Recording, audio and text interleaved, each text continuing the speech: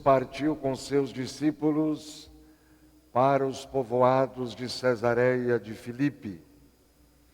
No caminho, perguntou aos discípulos: quem dizem os homens que eu sou? Eles responderam: alguns dizem que tu és João Batista, outros que és Elias, outros ainda que és um dos profetas. Então ele perguntou: e vós, quem dizeis que eu sou? Pedro respondeu: tu és o Messias. Jesus proibiu-lhes severamente de falar a alguém a seu respeito. Em seguida, começou a ensiná-los, dizendo que o Filho do Homem devia sofrer muito, ser rejeitado pelos anciãos, pelos sumos sacerdotes e doutores da lei. Devia ser morto e ressuscitar depois de 3 dias. Ele dizia isso abertamente. Então Pedro tomou Jesus da parte e começou a repreendê-lo. Jesus voltou-se, olhou para os discípulos e repreendeu a Pedro, dizendo: vai para longe de mim, Satanás. Tu não pensas como Deus, e sim como os homens. Então chamou a multidão com seus discípulos e disse: se alguém me quer seguir, renuncie a si mesmo, tome a sua cruz e me siga. Pois quem quiser salvar a sua vida, vai perdê-la.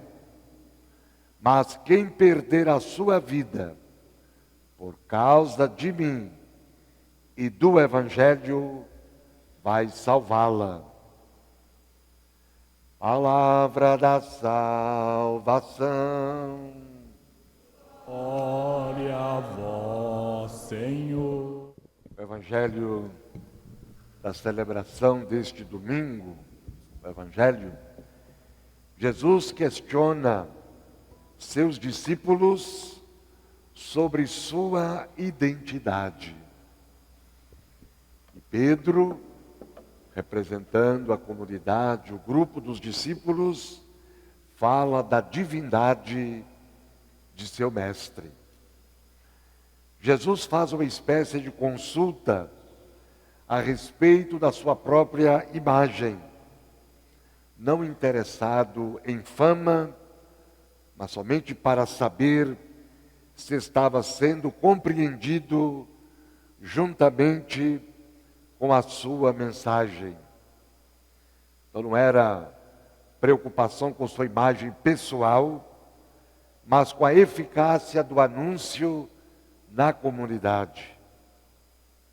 Quem dizem os homens ser o Filho do Homem? Filho do Homem é um título dado a Jesus.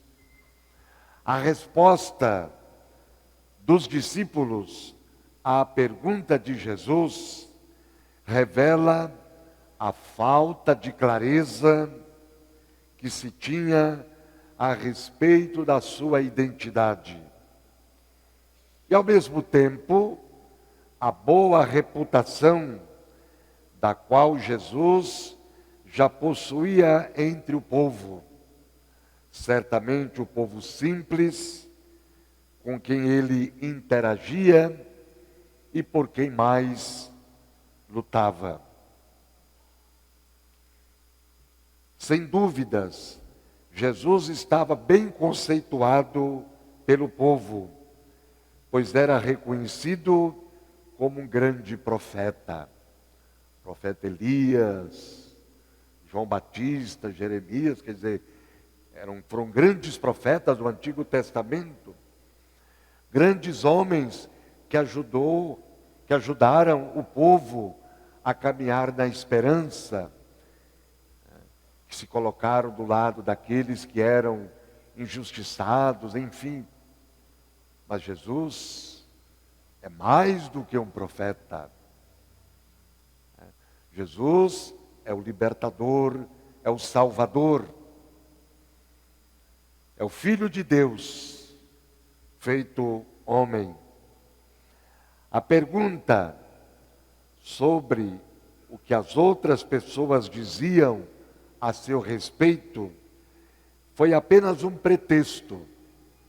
Na verdade, Jesus queria saber mesmo era o que seus discípulos pensavam de si. Por isso, lhes perguntou: e vós, quem dizeis que eu sou? E Pedro, representando a comunidade, os discípulos, então diz: tu és o Messias. A mesma coisa de dizer: tu és o Cristo, o enviado de Deus, o escolhido, aquele que os profetas anunciaram de acordo com a promessa de Deus. Mas a resposta estava certa, mas não tinha a consciência ideal. Porque o Messias, esperado pelos judeus, cujas expectativas foram alimentadas por muitos séculos, desde o exílio da Babilônia, que era um guerreiro, um restaurador do reino de Davi, que viria ao mundo para combater os inimigos de Israel. A resposta de Pedro estava correta, mas aí a compreensão do que era realmente o Cristo não estava correta. Porque na cabeça de Pedro e dos discípulos estava essa mentalidade do povo judeu, que o Messias viria para restaurar o reino de Israel, para destruir o inimigo com a força das armas. Aí então, Jesus vai dizer para eles: Filho do homem vai sofrer, vai ser rejeitado, vai ser preso, vai ser morto, e no terceiro dia ele vai ressuscitar. Então, quando Jesus faz o anúncio da paixão, mostrando que seu messianismo passa por esse caminho da entrega, da doação da vida pela morte, pela cruz, aí Pedro repreende Jesus. Senhor, que Deus não permita tal coisa. E Jesus vai chamar Pedro de Satanás. Pedro, você é mundano. Você pensa de acordo com a lógica humana. Então, ao chamar Pedro de Satanás, Jesus está apenas dizendo que com aquela postura, Pedro está sendo obstáculo para o reino de Deus.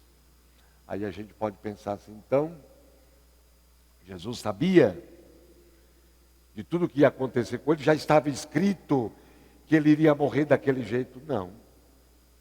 Jesus foi tomando consciência, porque o seu projeto libertador entraria em choque com o projeto de morte, de opressão, de violência das autoridades religiosas e políticas. Jesus sabia que a sua prática libertadora,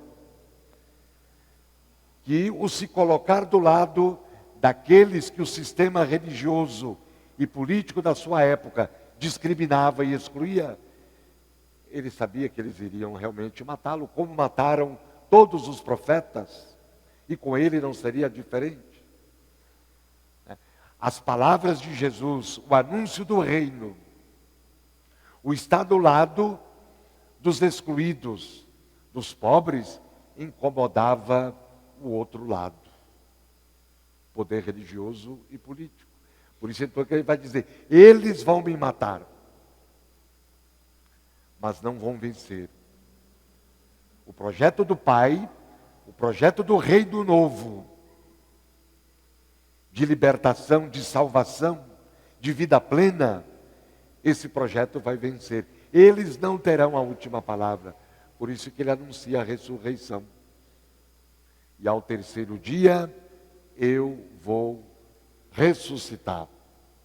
Jesus, portanto, não veio para ocupar o reino, para assumir o reino de Davi, o trono de Davi, para ser um restaurador, para colocar remedo em roupa velha, ou vinho em odres novos, em velhos.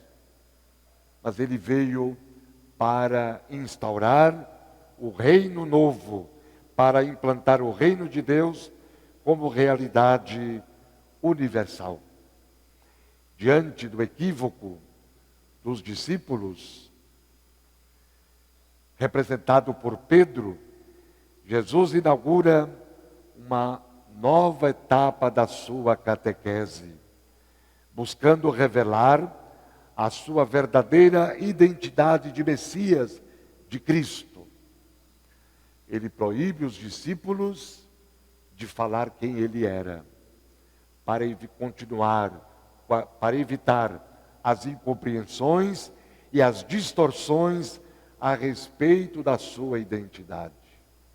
Jesus deixa claro que ele não é um nacionalista, que ele não é um restaurador, que ele não veio ocupar o lugar de ninguém, que a sua missão é o contrário do que pensavam.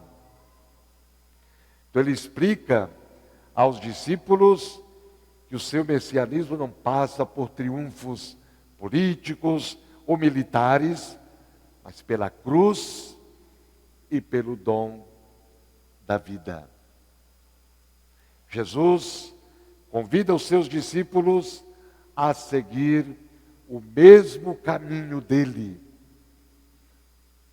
Se quiserem ser seus discípulos, têm de renunciar a si mesmo, de tomar a cruz e de segui-lo no caminho do amor, da entrega e do dom da vida.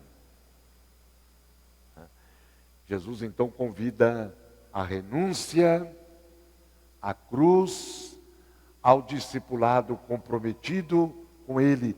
Jesus convida os discípulos a se identificarem com a sua proposta, com a sua causa. O que é renunciar? Que Jesus fala. Renuncie a si mesmo.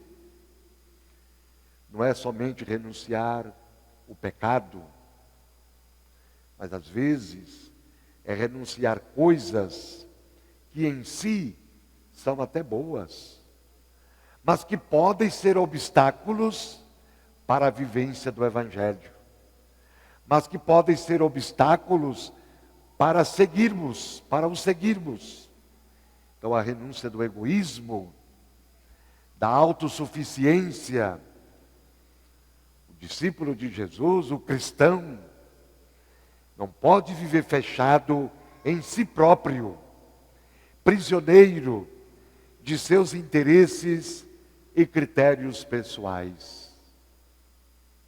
Às vezes nós temos dificuldade de renunciar.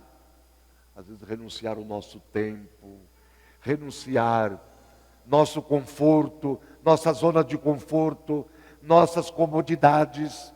Às vezes temos dificuldade. Então seguir Jesus não é uma coisa simples, não é uma coisa fácil, é um caminho exigente, comprometedor, envolvente.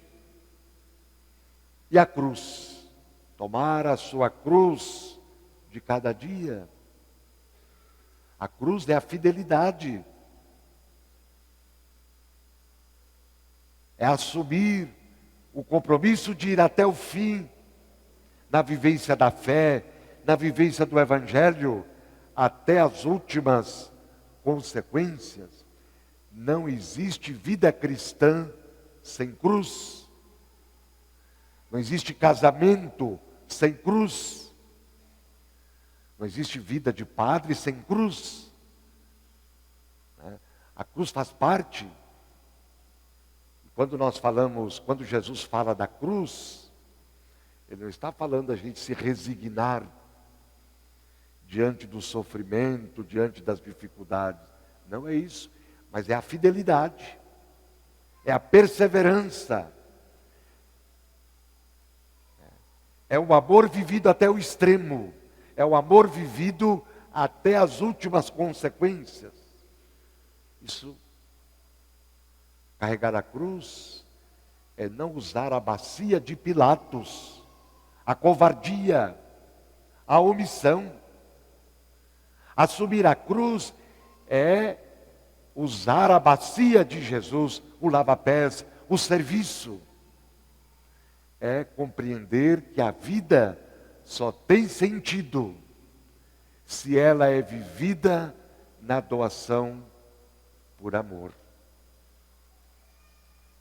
Então, tomar a cruz é estar disponível para fazer da própria vida, até as últimas consequências, um dom de amor. E no finalzinho do Evangelho, da instrução, Jesus explica aos discípulos as razões pelas quais eles devem abraçar a lógica da cruz. Convida-os a entender que oferecer a vida por amor não é perdê-la, mas ganhá-la. Se alguém quiser salvar a sua vida, vai perdê-la. Mas quem perder a sua vida por causa de mim e do Evangelho, esse vai salvá-la. Então, quem é capaz de dar a vida a Deus e aos irmãos, não fracassou, mas ganhou a vida eterna, a vida verdadeira que Deus oferece a quem caminha de acordo com as suas propostas. Então, quem vive para si no individualismo, fechado no seu mundinho, esse vai perder a sua vida. Mas quem dedica a sua vida aos outros, quem se coloca a serviço, esse vai ganhar a sua vida. São João Bosco dizia que Deus nos colocou no mundo para os outros. Então, quem compreende isso, quem vive nessa dinâmica, nesse compromisso, esse ganha a sua vida. Porque às vezes as pessoas fechadas no seu egoísmo, no seu individualismo, no seu mundinho, perguntam: o que eu ganho fazendo isso? O que eu ganho ajudando os outros? O que eu ganho engajado na comunidade, assumindo uma pastoral, uma missão? Jesus nos dá a resposta: você ganha a vida, você salva a sua vida. Por isso que o segmento de Jesus, a vida cristã, é exigente, é comprometedor, é envolvente. Portanto, veja, conhecer Jesus não se resume a ter informações teóricas sobre Ele, recitar orações ou saber responder corretamente a perguntas do catecismo. Na realidade, para conhecer o Senhor, não basta saber algo sobre Ele, é preciso segui-lo no caminho da cruz, da renúncia, da entrega da vida, deixar-se tocar e mudar pelo seu Evangelho. Porque Jesus pergunta para cada um de nós hoje: quem sou eu para vocês? Ele não quer uma resposta teórica pronunciada com a boca. Ele quer uma resposta dada com a nossa vida. Então é no dia a dia da nossa vida, no caminho da cruz, da renúncia, do amor-serviço, que nós realmente damos provas de que Ele é o Messias, o Cristo, o Filho de Deus. Na segunda leitura, São Tiago já vai dizer, já vai nos falar sobre isso, que a fé sem obras é morta. Há uma coisa é a minha fé, outra coisa é a minha vida no dia a dia. Não. A minha vida no dia a dia tem que estar de acordo com a minha fé. As minhas escolhas, as minhas opções, as minhas decisões, a minha vida dentro de casa, na família, na igreja, na sociedade, tem que estar de acordo com a minha fé. Fé e vida. Por isso que a minha fé não pode ser intimista. A fé exige compromisso. A fé verdadeira se transforma em ações que transformam vidas e constroem uma sociedade mais civilizada, mais humana, mais justa e mais fraterna. Então pensemos nisso. Como que eu estou vivendo a minha fé?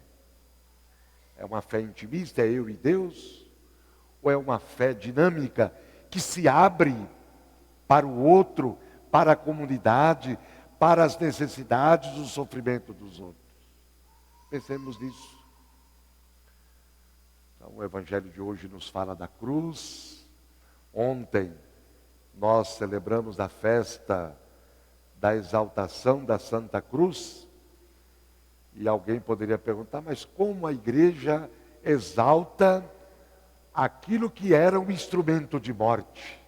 Porque a cruz era o instrumento para matar aqueles que eram contra o sistema religioso e político da época. Jesus foi vítima, dessa pena de morte, cujo instrumento era a cruz.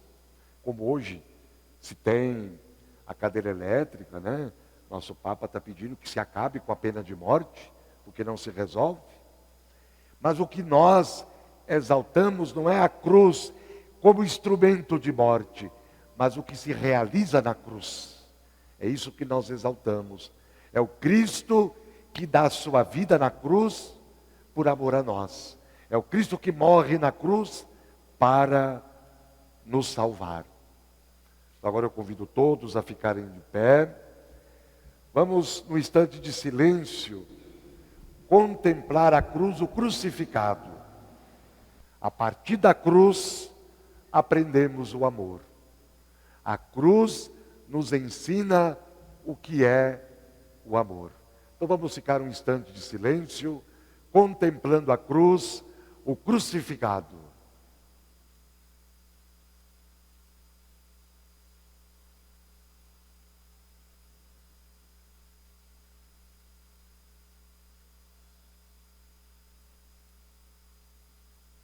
E agora nós vamos estender nossas mãos em direção à cruz, ao crucificado, e nós vamos cantar.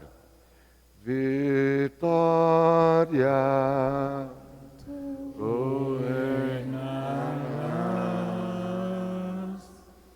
ó cruz, tu nos salvarás. Agora mais forte, bem bonito. Vitória,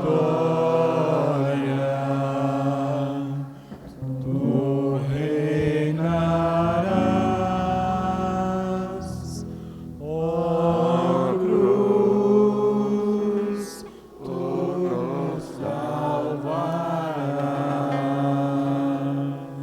Nós vos adoramos, Senhor Jesus Cristo, e vos bendizemos, porque pela vossa Santa Cruz remistes o mundo.